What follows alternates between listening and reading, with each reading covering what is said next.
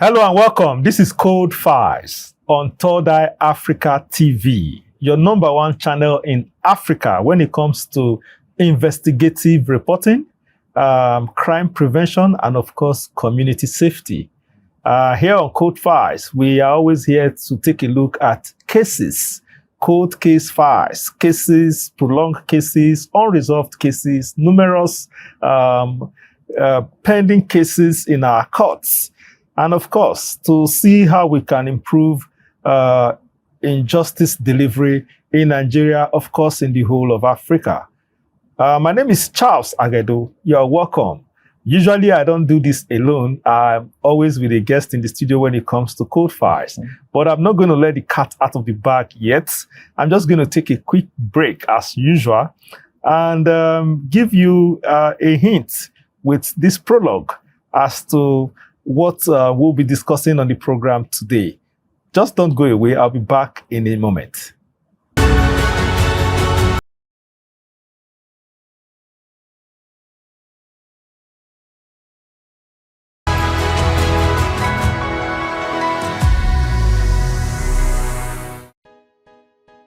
He who seeks equity is often said must come with clean hands. The symbol of justice, a blindfolded figure holding a scale, represents fairness and impartiality, regardless of who is involved. The law shows no favor, no matter how highly placed or well connected an individual may be. All are bound by the laws of the land. Nigeria is not exception in this assertion. On the contrary, many argue that the opposite is the case in the country, where several highly connected individuals allegedly involved in corruption and related offenses have evaded accountability. Critics contend that such cases often fail to reach logical and conclusive resolutions that would demonstrate equity, fairness, and justice in the eyes of the public. Today on Code Files, we take a historical review of the Efcc's alleged 1.3 trillion derivation fund scam involving Ifeanyi Okowa, the former Delta State governor and vice presidential candidate of the People's Democratic Party (PDP) in the 2023 general elections. He was arrested by the operatives of the Economic and Financial Crimes Commission (EFCC) on Monday, November 4, 2024, over alleged diversion of the sum of 1.3 trillion from the 13% derivation fund belonging to the state. According to reports, he was said to have committed the act between 2015 and 2023 as governor of the state. The former governor was also alleged to have failed to render account of the funds, as well as another 40 billion he allegedly claimed used to acquire shares in UTMH floating liquefied natural gas (FLNG). Okowa was accused of buying shares worth 40 billion in one of the major banks in the country, representing 8% equity to float the offshore LNG. Acquisition of estates in Abuja and Asaba in Delta State. Okowa became the fifth past governors to be prosecuted by the EFCC and under the chairmanship of Mr. Ola Olukoyede. Those that were also under trial as at that time include former Anambra Governor Mr. Willie Obiano, former Kwara State Governor Mr. Abdul Fatai Ahmed, former Taraba Governor Mr. Darius Ishaku, and former Kogi Governor Mr. Yahaya Bello, whom the anti-graft agency had filed two separate charges against, both at the Federal High Court in Abuja and High Court of the Federal Capital Territory (FCT). Bello's trial is still ongoing to date, as litigations went up to the Supreme Court before the trial could commence at the respective courts. Okowa was later released after submitting his international passport. In one of the interviews in a news medium, he denied the allegation, describing it as malicious and politically motivated. He alleged that some individuals were attempting to distort facts to serve their interests. This came a week after he, alongside his successor, Governor Sheriff Oborewori, commissioners, local government chairpersons, and PDP leaders in the state, defected to the ruling All Progressive Congress (APC). Political analysts suggest that the defection may be part of a deal with the ruling party to stop the former governor's probe by the EFCC. Okowa has been in PDP since the beginning of the Fourth Republic in 1999. He served as Commissioner for Agriculture and Natural Resources, Water Resources Development and later Health in the PDP administration of former Governor James Ibori. He later served as Secretary to the State Government under former Governor Emmanuel Uduaghan. Mr. Okowa, a medical doctor, moved to the center in 2011 when he became the Senator for the Delta North Senatorial District. In 2015, he became the third democratically elected governor of the state since 1999. He was the first governor of Anioma stock, Igbo-speaking people to rule the state. As a member of the PDP, he once served as the chairman of the party's National Convention Planning Committee. He has also become one of the former governors with unresolved cases with the anti-graft agencies. The Economic and Financial Crimes Commission has refused to disclose the number and names of former governors under investigation, but hinted that once enough evidence for the prosecution is obtained, the commission would not hesitate to make such names public. That Okowa bought shares, that he acquired property is not the issue. The issue is whether he made it public. No, but the accusation said that the money was from the derivation fund meant for Delta State. Has that been proven? That is the allegation. Has that been proven? Do you think the prosecution agencies are doing enough when it comes to investigations before publicly accusing individuals? It's not just putting the cat before the horse. Shouldn't we be having a thorough investigation so that when you go to court, you don't waste the judge's time by saying, okay, my lord, please, I have to go and get more evidence, or I have to go and get your witness, your evidence. Everything should be well intact. That's my thinking. Okay. Am I thinking the right thing? Yes, you are actually thinking the right thing. President or the governor or whomever do not have power to stop any case against anybody. It is only the Attorney General of the Federation or of the state that can even come in between a case that is in courts. Now, having defected to APC or whatever, dropping case against them is not a basis. If they are found guilty, the agencies will call them, interrogate them, and if they are found guilty of it, they will be taken to the court of law. That assertion that, because people defected to a ruling party and they have been forgiven is bias. It's actually a public thought. All of us are saying, once somebody defects to a party, we see their cases lie low.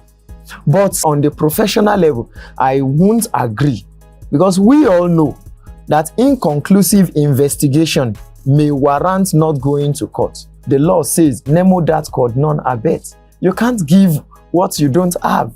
On your basis of agreeing or disagreeing, professionally, you are saying that I don't agree. Defection cannot warrant, stopping the case against them. But you have also agreed that we have seen defections and cases post. Not one, not two, not three. You said the presidents or the governors can only...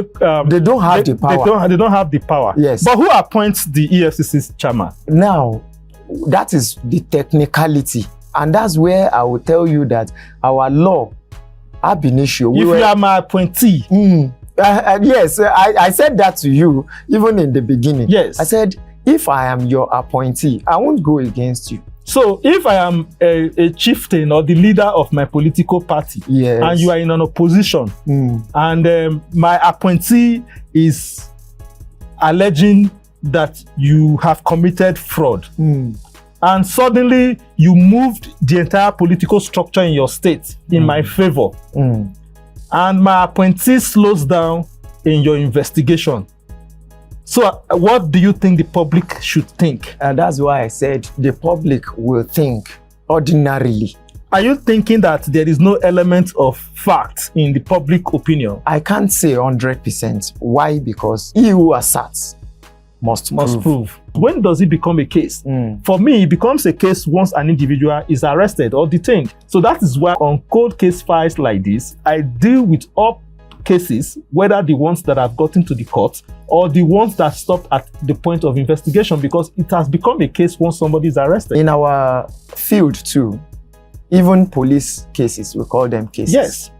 ICPC, we call them cases. Yes. They are cases. Why? Because when you go there, you open file for them. Absolutely. They call it case file. Yes. You get cold case file, like you said, because they are made public. Some of the time, it is not this agency that make them public. It is the attention the public gives to the accused that makes it public.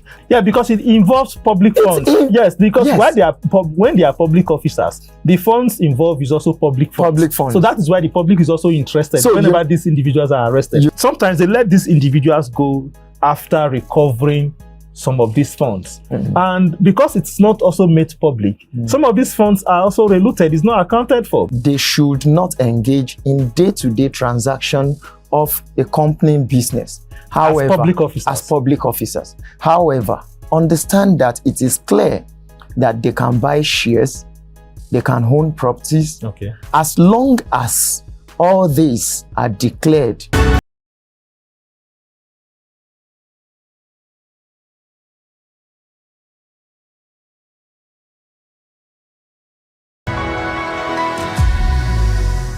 Welcome from that quick break. And if you have just joined us, this is Code Files on Third Eye Africa TV, your number one channel when it comes to crime fighting in Africa. And that prologue has just set the tone for our conversation today, talking about the 1.3 trillion, rather, beg your pardon, allegedly, by the Economic and Financial Crimes Commission against the former governor of Delta State, talking about Patrick Ifeanyi Okowa. And this has lingered for a while now. And this case has kind of been laid to rest for some time. And that is why we are coming to talk about it on Code Files today. And with me in the studio, I have a special guest in the person of Adekunle Ogundikpe, who is a legal practitioner who has joined me to do an overview of the case in question today.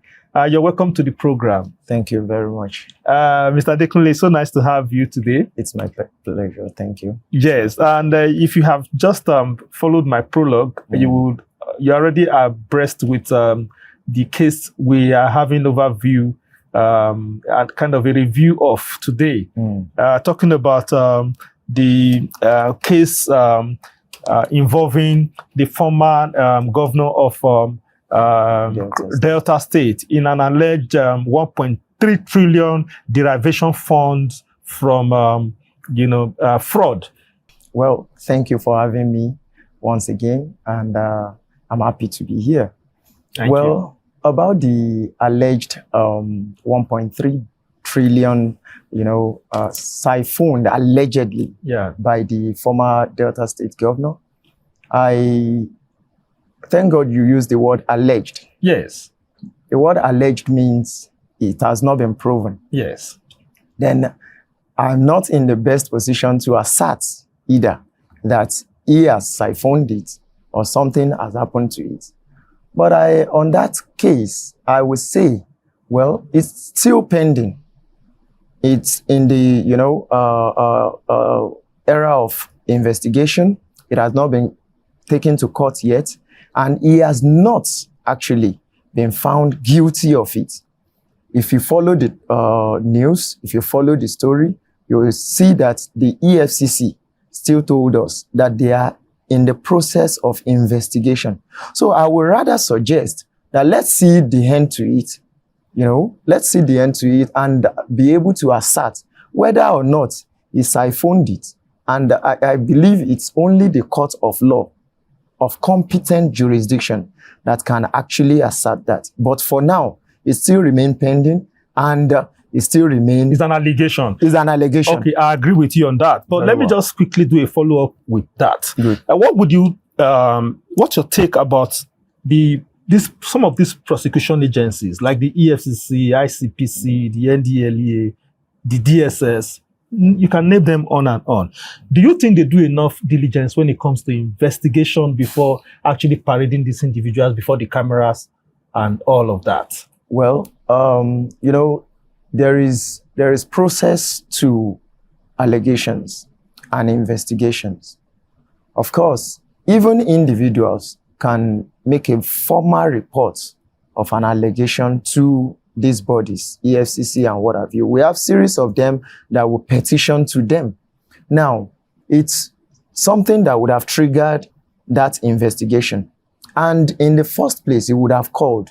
Don't forget that these people we are talking about in person of, you know, the accused or the alleged person. Accused, yeah. Now, they are public persons. Most of them, when they speak, the news carries it. When they go places, not so to say, the EFCC, people really want to see, people want to hear what is going on. So even by mere invitation by agencies, the news will carry it. So I want to believe, since the EFCC said it's still under investigation, this person has been invited, has been, you know, interrogated, and it's on the news that, okay, allegedly, you are involved in this.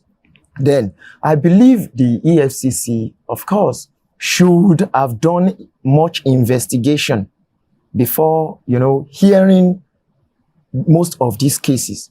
But however, you should understand also that some investigation may not be perfect until such persons, such accused, are invited, interrogated. And don't forget, I said, most of the time, detain is not necessary or may not be necessary. Yeah, but that's what we see today with the EFCC, ICPC, and the likes. They invite these individuals, have them detained in their office, because the media cannot keep quiet about it when a prominent citizen is invited and detained at either the EFCC's office or the ICPC's office or the DSS custody and the rest of them. Quickly, but in other crimes, where we borrowed this our democracy from, how best do you think this prosecution agency can do this better before you know, naming and shaming? Because you don't bring me to the public domain and accuse me of, okay, let me just go straight to the next question. Okowa was alleged, you know, to have used 40 billion to acquire shares in UTM floating liquefied natural gas, FLNG. And there was also accused of, you know, buying shares worth 40 billion in one of the major banks in the country, and also, you know, representing around 8%, you know, equity, you know, to float the offshore FLNG, you know, and the accusation of estates in Abuja and Asaba, you know, these are, you know, some of, you know, in Delta State, you know, with all these allegations. You understand? Why have the prosecutor, you know, not, you know, progressed in this, you know, case since 2024, 2 years down the line?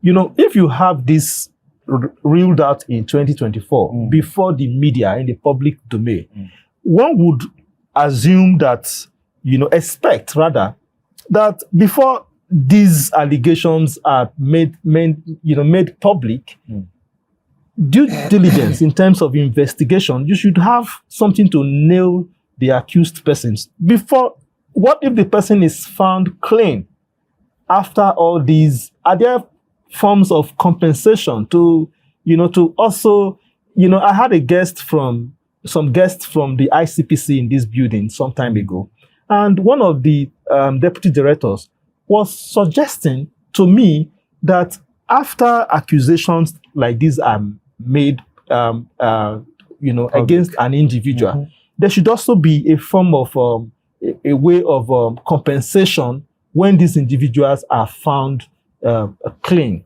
not guilty. Okay, I will take it from the from where you stopped about the detention.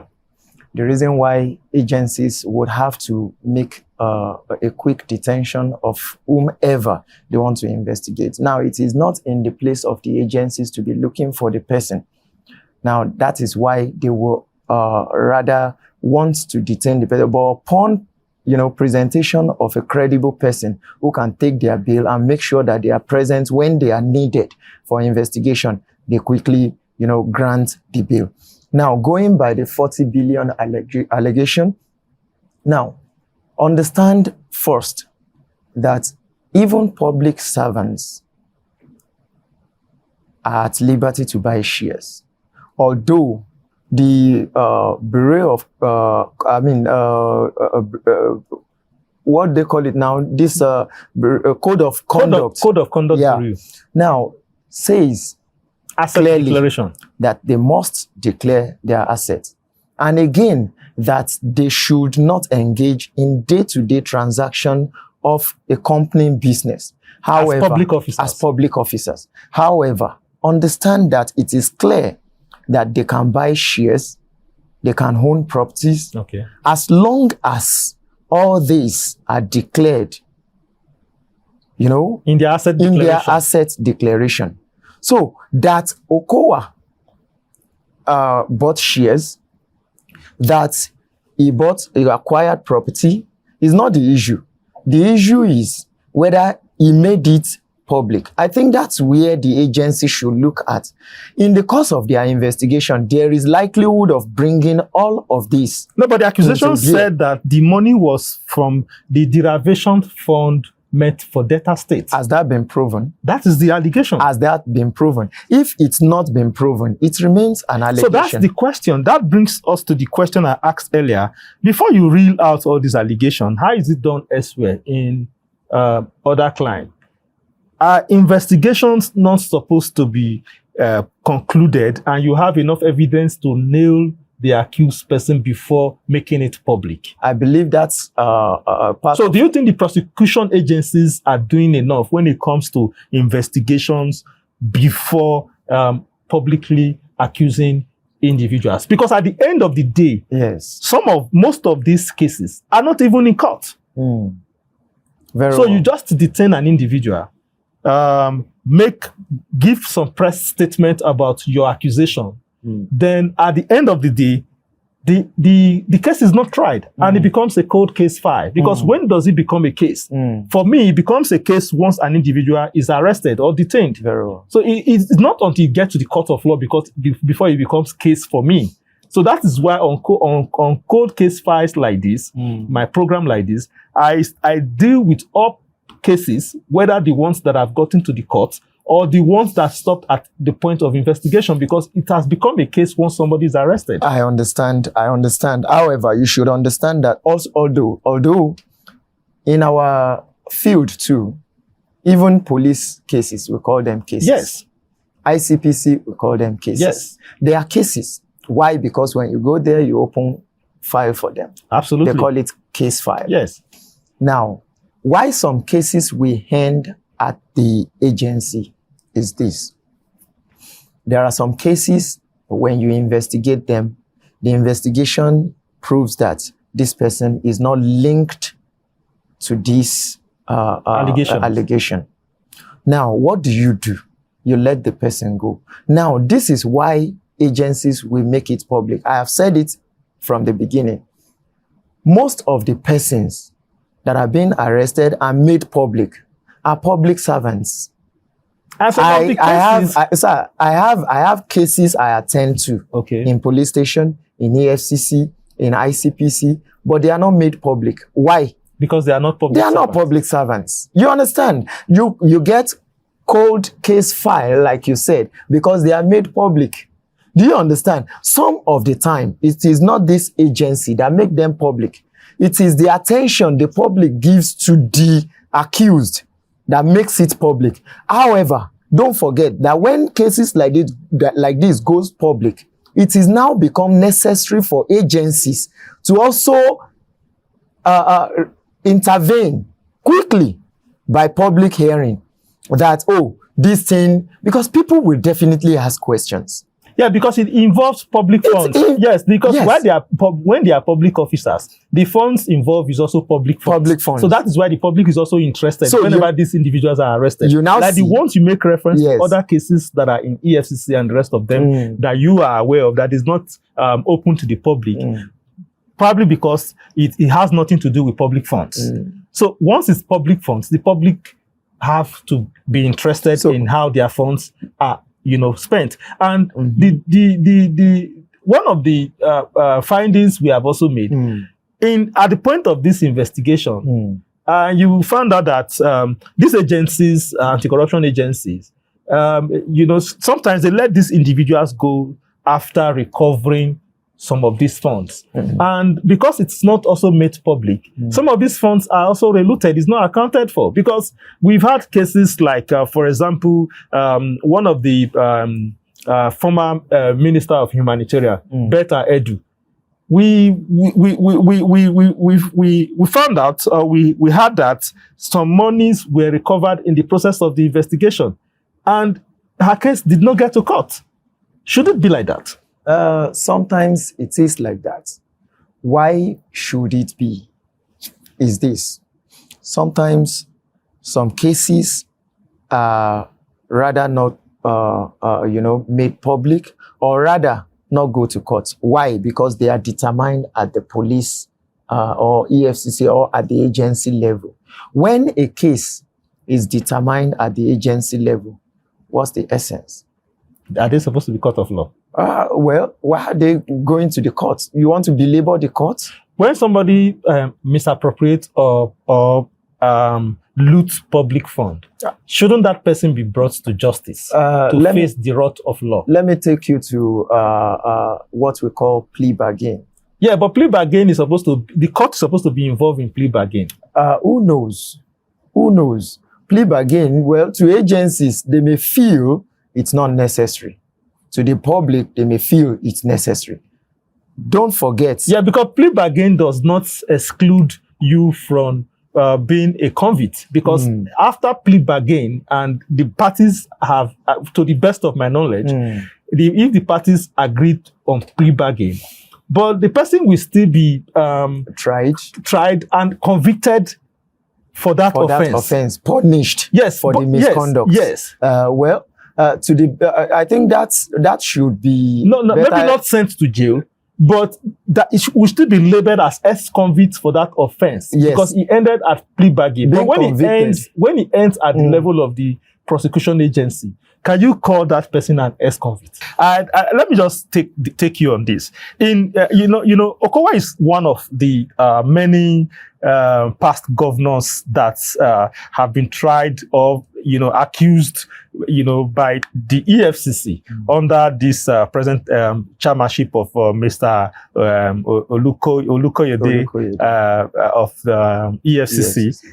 Others include former Anambra Governor Mr. Willie Obiano, former Taraba Governor Mr. Darius Ishaku, and former Kwara Governor Abdul Fattah Ahmed, and apart from former Governor of Kogi, which is Yaya Bello, whose case is still ongoing at both the Federal High Court and the FCT High Court.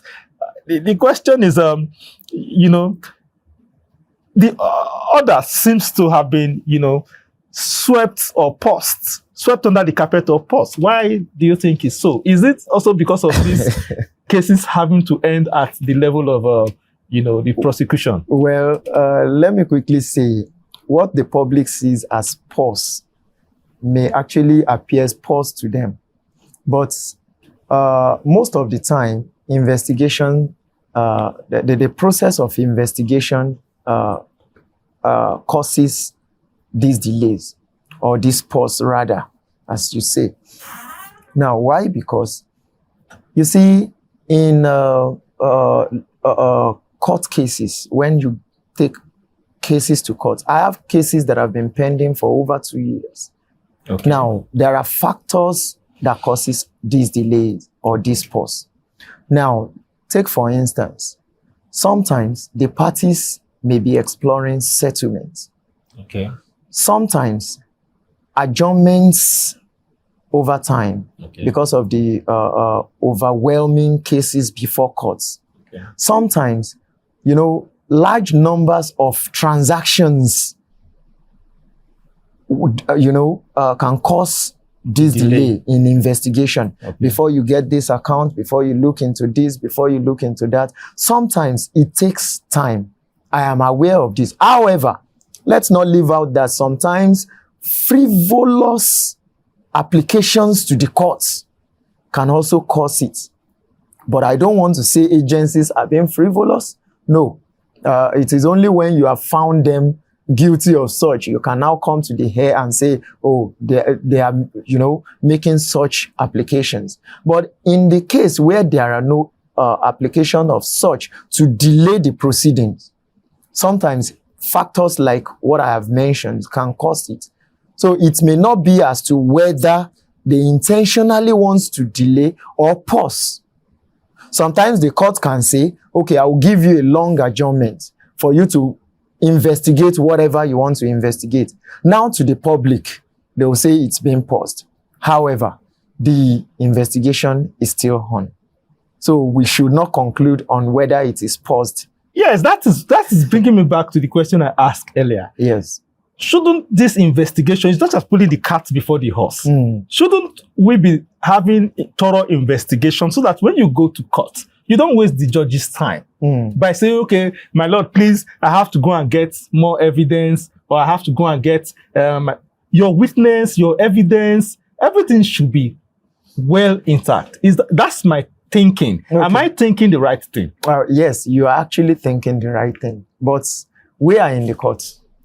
You are here on the camera, right? Yes. I also come to court to monitor most of those cases. Most of those cases, okay.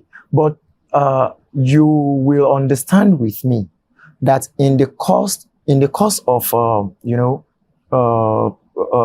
court proceedings, even investigation can spring up. Reason for investigation may spring up.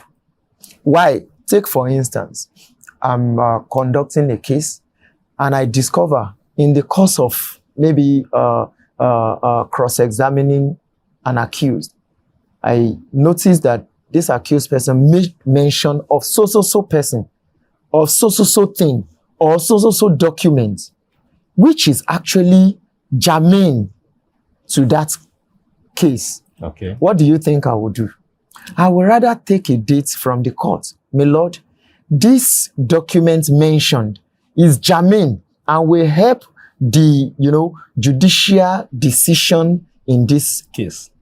So it will help the court in determining the case justifiably. So, my lord, in his magnificence, may look at it and say, okay, since that will help, let me give you a benefit of doubt. Now, I will go after such investigation. Now, this is an investigation during the court proceeding. It may spring up. And it may not. And it may not.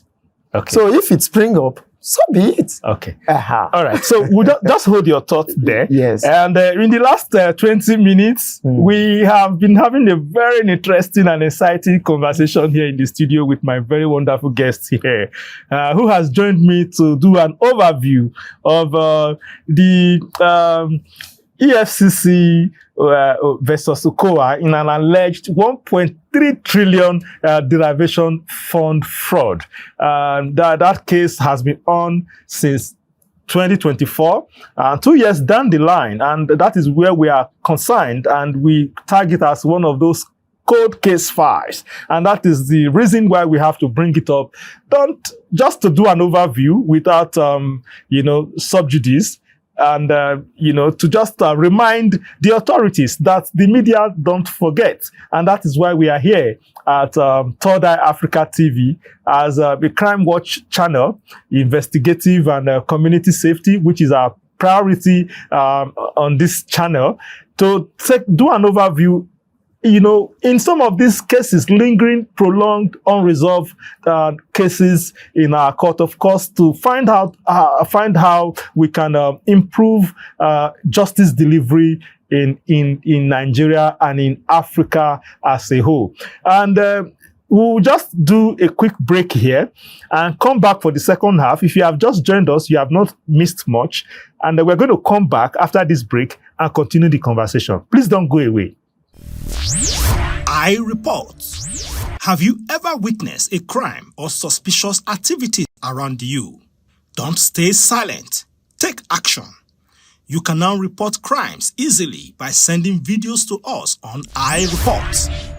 Record a video and a brief narration of the incident with the location and send to 0701 372 8007 on WhatsApp only. Your action could help save a life or stop a crime in progress. Stay alert, stay safe, be the voice, take a stand. I report only on Third Eye Africa.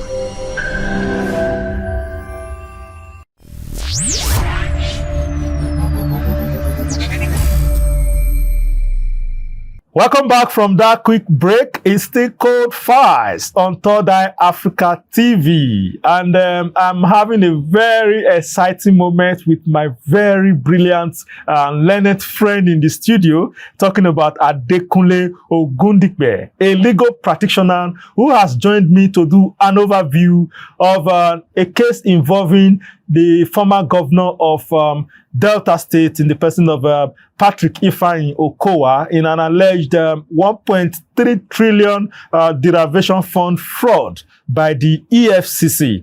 And that case has been on, like I said, for close to 2 years now, and which necessitated the need for me to invite one of my learned friends, as usual, on this program to do a review of what is possibly going on and where we are in justice dispensation in the country today.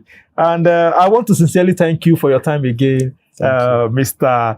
Ogundikpe, Adekunle Ogundikpe, if I'm correct. You are right in both ways. All right. Thank you for for finding time to join me on the program today. Thank you. All right. Before we went on that break, we were just doing an overview of that case involving the former Delta State governor.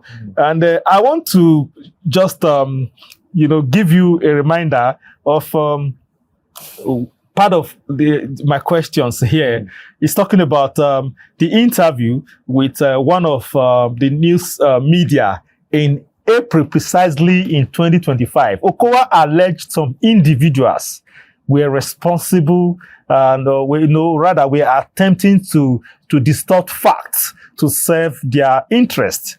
And a week later, alongside his successor, Oborewore, and sheriff, commissioners, local government chairmen, state executive of the PDP leaders in that state, defected to the ruling All Progressive Congress, APC.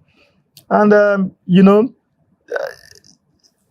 political analysts, have suggested that, their defection might be part of, a deal with the ruling party, to stop the former governor's, probe by the EFCC. What's your opinion on this? Well, my opinion is quite simple. Many times people have been saying that, having defected to the ruling party can make, agencies drop case against whomever. I want to disagree. But on one part, I will also agree, because it's a public view. All of us are saying what is going on. But let's bear in mind that the president or the governor or whomever do not have power to stop any case against anybody. In short, to say, if you are quoting the law, is that it is only the Attorney General of the Federation or of the state that can even come in between a case that is in court, not at the investigative level. Okowa has not been taken to court. He alleged that some people defected to party or whatever, or what have you. Now, that is not a basis for anything in his case at all. Now, having defected to APC or whatever, dropping case against them is not a basis. If they are found guilty, the agencies will call them, interrogate them, and if they are found guilty of it, they will be taken to the court of law. You understand? So that assertion that, because people defected to a ruling party and they have been forgiven, is it God? Or are the agencies God that will forgive sins? Do you understand? So I believe that perspective is biased. Is biased in my understanding. I don't know if I... No, you wanted to agree and disagree, and I'm waiting for you to finish agreeing or disagreeing. I have said it in a passive statement that I will agree because it's actually a public thought. All of us are saying, once somebody defects to a party, we see their cases lie low. But on the professional level, that's why I said on the professional level, I won't agree. Because we all know that inconclusive investigation, do you understand, may warrant not going to court. Or rather, if you investigate or agencies investigate and they couldn't find anything, what do you expect them to give? The law says, nemo dat quod non habet. You can't give what you don't have. Okay, so now, on your basis of agreeing or disagreeing, professionally, you are saying that... I don't agree. Defection cannot warrant, stopping the case against But anybody. you have also agreed that we have seen defections and cases paused. Not one, not two, not three. Yes, I'm also part of the public opinion. My opinion is public. Do you understand? Yes. I'm not under anybody's employment. By the grace of God, I'm practicing on my own. And that makes me a public person. So I can sit in my office at my corner and say, oh, because this person defected today, is it why, the sin is forgiven? But on the contrary, sir. You said the presidents or the governors can only... they don't have the power. They don't have the power. Yes. But who appoints the EFCC's chairman? Now, that is the technicality. And that's where I will tell you that our law, ab initio... If you are my appointee... yes, I said that to you even in the beginning. Yes. I said, if I am your appointee, I won't go against you. So if I am a chieftain or the leader of my political party, yes, and you are in an opposition, and my appointee is alleging that you have committed fraud, and suddenly you moved the entire political structure in your state in my favor, and my appointee slows down in your investigation. So what do you think the public should think? And that's why I said the public will think ordinarily. Are you thinking that there is no element of fact in the public opinion? I can't say 100%. Why? Because he who asserts must prove. So if you must assert that defection warranted the dropping of the case, you must actually have a proof. But let me take you back a little. Yes, sir. A certain former governor and All Progressive Congress chairman, now serving senator, talking about Adams Oshomole, as a party chairman, said in one of their rallies on video, on a live television, that if you defect to the ruling party, your sins are forgiven. So now, if you just oppose that with this scenario of people jumping from one political party to the other and their investigation suddenly being paused. I think we've had a series of persons who were in ruling party and were being investigated and prosecuted.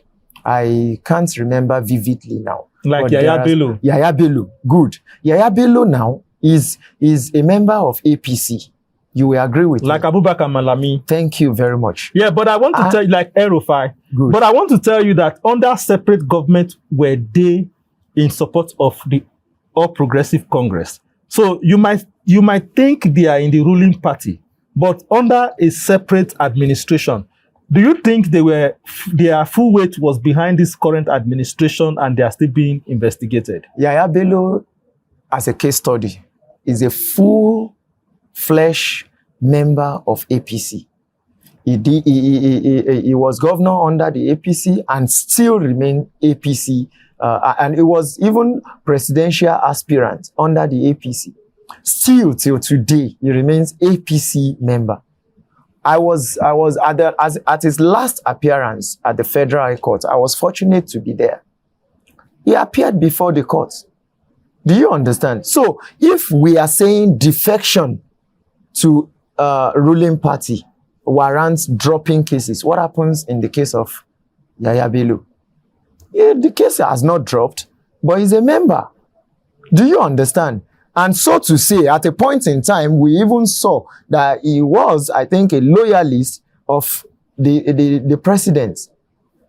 Or what have you? So if such a person is still undergoing trial and the case is fresh, going on, then what do we say? Both at the FCT High Court At the FCT High Court and the Federal High Court. So what do we say? Is a sin not forgiven? It's not forgiven. So, and neither is anyone's sin forgiven. But investigation may warrant such, slow down in pursuit of that case. That's what we are saying. Okay, so now the Economic and Financial Crimes Commission, has,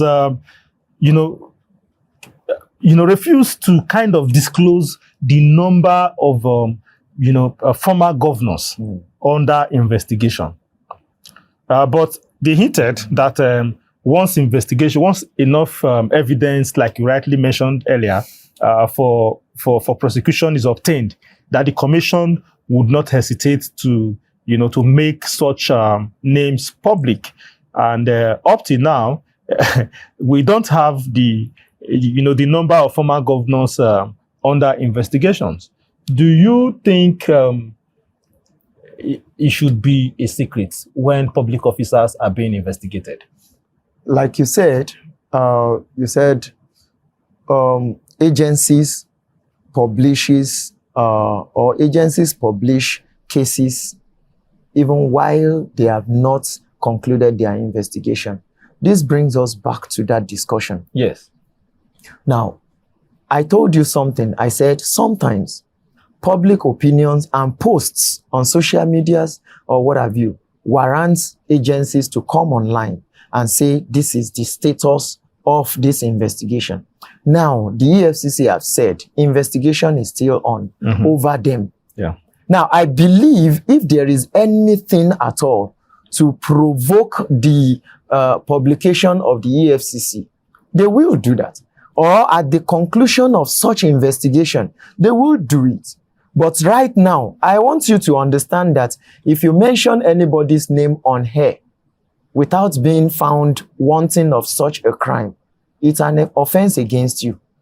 And such a person can take it against you. Yeah, we don't mention names. We only mention names that EFCC... No, I'm bringing that to the case of agencies. Yes. How do you want agencies to publish... Isn't this double standard? When some are mentioned, while investigation is ongoing. Because I know where I'm coming from when I read that to you. Some were mentioned. Yes, and some are kept secret. Do you know that in the process of this investigation, they may actually not found this person or some persons linked to what they are investigating. Yeah, like the former governors I mentioned, the former governor of Kwara, former governor of Taraba, former governor of which other state did I mention now? And the likes. They were all mentioned. They were all mentioned. Yes, but now the case we don't know the status of that investigation. And they told you that other names will be mentioned if they found enough evidence. So does that mean they found enough evidence before they mentioned these names, the likes of Okowa and the rest of them? It may be possible. So if there are enough evidence, yes, why is it difficult to prosecute them? Like I said, they may still be in the process of investigation. Let them conclude their investigation. Because you said then we'll investigation come can back. also continue even while the case is on in the court. Yes. So why are they not in court? No. And if they are not in don't court, misconcept me. yes. I You said didn't in say the process in of the trial, process of trial, yes, that something may come warrant for that more investigation. That is it. Yes. So why not go ahead with what you have? What if they have not concluded investigation on What they have. what they have? So they They may not. Investigation is in phases. Let's understand that. Okay. Investigation is in phases. There is a level to which investigation will get to. You will be satisfied that if you go to court, you have a good case. But if your investigation is not concluded to that level, don't forget that there is also a retaliation that may come against you, and we call it there is what we call it now, when someone is being provoked, or alleged wrongly. Alleged wrongly. Okay. You understand? It's also an offense to allege such a person wrongly. You dare not call name or drag me to court when you have no locus or no reason to take me to court. Yes, the prosecution agency can also be sued. The individual can sue. That is it. That is what we are saying. So agencies should be careful in such instances.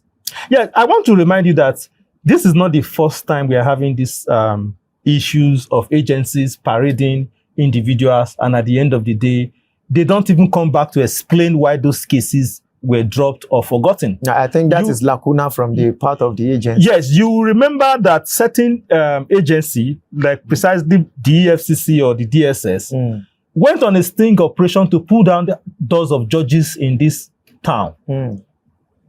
And at the end of the day, that case was thrown out as a result of no case submission in the court. So now, how do you compensate those judges for those embarrassment of pulling down their houses at the middle of the night? I want you to understand that the court is not a Father Christmas. You can only be given what you ask for. And if the court is satisfied that, yes, it's worth giving you. I also have such cases. Do you understand? I also have such cases where one will be dragged to court. In fact, one of them, I'm waiting the ruling of the court on the no case submission. You get what I'm saying, sir? Now, people are being dragged to the court without substantive evidences. Sometimes it happens.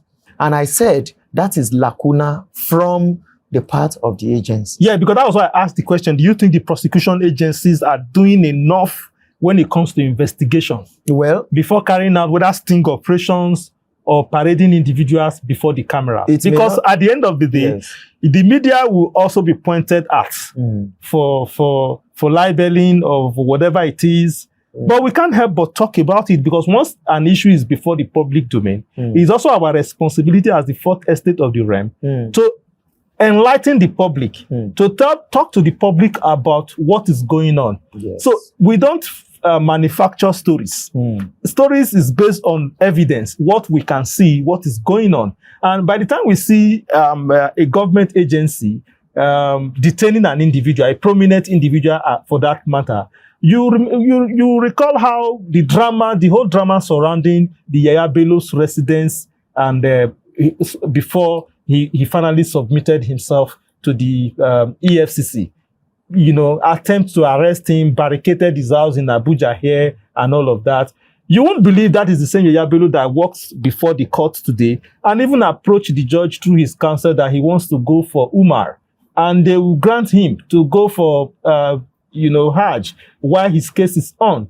And in one of the hearings, when he was by Justice Mariani and any of the FCT High Court, when he was ordered to be remanded in the Kuje Correctional Center, 2 days later that same year, he was before the Federal High Court, and another judge granted him bail. because it was a multiple charges. And by hierarchy, I think if a lower court is asking you to go to Kuje and the higher court is granting you bail in a related offense, the